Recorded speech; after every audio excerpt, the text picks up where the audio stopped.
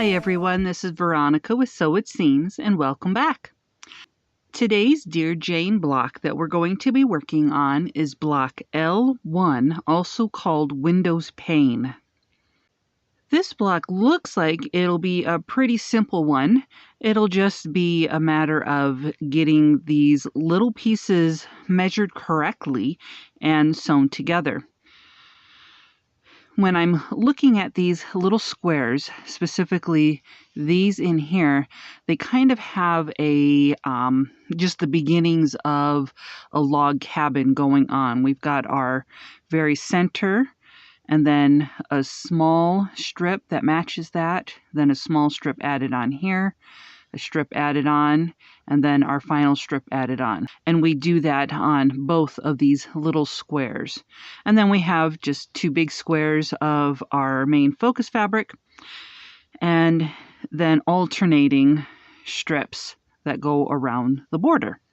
The fabrics that I've chosen to work with today is this really pretty yellow fabric. It's nice and bright. That's going to be my main focus fabric. And then my background will be this muslin. For the first step, we need to start cutting out our pieces. For each of these little squares, out of my main focus fabric, I need to cut them at 1 3/8 of an inch. Now, a lot of these measurements within this block are going to be in 1/8 inch increments. That's really the only way we can get the size that we need to be able to create this block. These two large squares, also out of the focus fabric, are going to be 2 3/8 of an inch. We'll worry about our outer borders a little bit later, but we can also cut out our strips out of the background or the muslin fabric. So I'll need 2 of these strips, one for this one and one for the other block. All of these strips that border these little blocks here are going to be 1 inch wide, and so their lengths are what's going to be different. So for these little lengths right here, these little rectangles, at 1 inch wide, they are going to be cut at 1 3/8 of an inch. Now these two strips are actually the same length, so I'll need to cut 2 for this one and 2 for this, so 4 total, and those need to be 1 7/8 of an inch long. And then these last strips here, they both need to be 2 3/8 of an inch, so you need 2 of those strips 2 3/8 of an inch long. So let's get these pieces cut out. I have all my pieces cut, and I'm just going to lay them out so that I'll know visually where everything is. All right, so it looks a little funky to begin with, but this just gives me the placement of where everything is. There is an order that I'll need to sew these little sections so that I can get it sewn together. So I'll start with my small center square and sew it to the smallest rectangle. That was the one that was 1 3/8. Once these two are sewn together, then I'll pop over here, and this will match up. This is the 1 7/8 long. And then we just keep going around in the circle. So then I'll sew this one 1 7/8 long, and then I'll sew this last strip 2 3/8, and so it just kind of spirals around in the way that you're sewing them. So each time you sew a seam, go ahead and sew it, then press it. So the next one, press it, next one, press it, and next one, press it. So let's go ahead and get a unit sewn together, and then we'll look at the next step. I wanted to show you one completed unit of these little log cabin squares, I guess is what I'll call them. This square completed should equal the same as our cutout squares, which is 2 3/8 of an inch. But as I'm pressing, generally when you're pressing fabric, you press toward the dark. But when it comes to these little log cabin type things, it's easiest to press away from the center.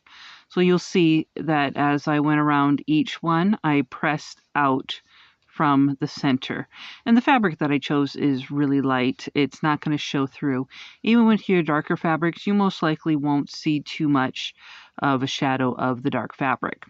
So here is one unit that's finished. Let's get the other unit so that we can then start sewing these all together. Once you have the two pieced units completed, then you can sew all four together like a simple four patch. With this completed center block, we're now ready to work on the borders. Now with the borders for this block, we have alternating colors. So there is one strip that is the same length here, and that is out of the focus fabric. And then the next strip, which is the same length, is out of the muslin. And then it alternates. This continues with the muslin all the way across here. So there'll be a little extra because of that size. And then this side has the main fabric, but it only goes to this end. So then there is a muslin or the background fabric, a little cornerstone here. Then we continue up this side, and there is a strip that's just this length of this block part here. That is out of the main focus fabric. And then we have the muslin or background all the way up and all the way over. The first thing is my block. When I measured this, it measures to be 4 1/4 inches. So this is 4 1/4 inches completed, and I need to make this to be 5 inches. My brain isn't computing math completely well, so what I'm actually going to do is each of the strips I'm going to cut at 1 inch wide, and that should give me just a little bit extra to then be able to trim my block to size. So everything's going to be 1 inch wide, but the lengths are going to be different. I'm going to first start with the lengths that will be on just each opposite side. Each strip to go on this side is going to be 2 3/8 of an inch long. So I'm going to cut a piece out of my focus fabric for this side and this side here to be 2 3/8 inch long. So I'll have 2 of those strips, and then 2 of the muslin at 2 3/8 inches long. I will cut those and then sew those 2 strips together. Here are the 2 strips that are sewn together, and I made sure to press the seams in the opposite direction than what they are on the block next to it. So then that way those seams can just butt right up next to each other.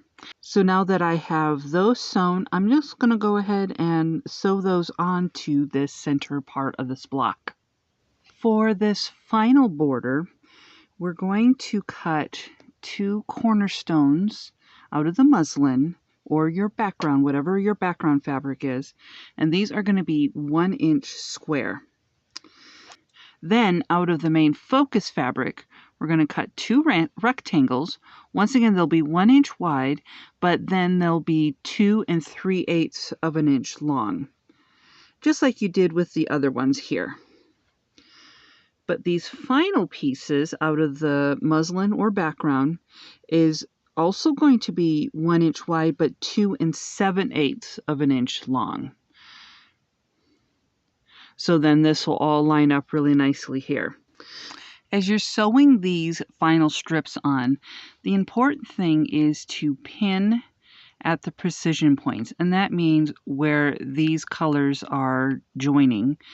You really want to get those pinned precisely, and then you can pin the rest so that it gives the effect that the block has. Don't worry about the edges if they don't line up, because we did cut this just a little bit larger so that we can trim that down. So make sure you get those precision points pinned as best you can. The block is all sewn, and when I put my ruler over the top of the block, you can see that it has just a little bit that needs to be trimmed off. So let's go get that trimmed.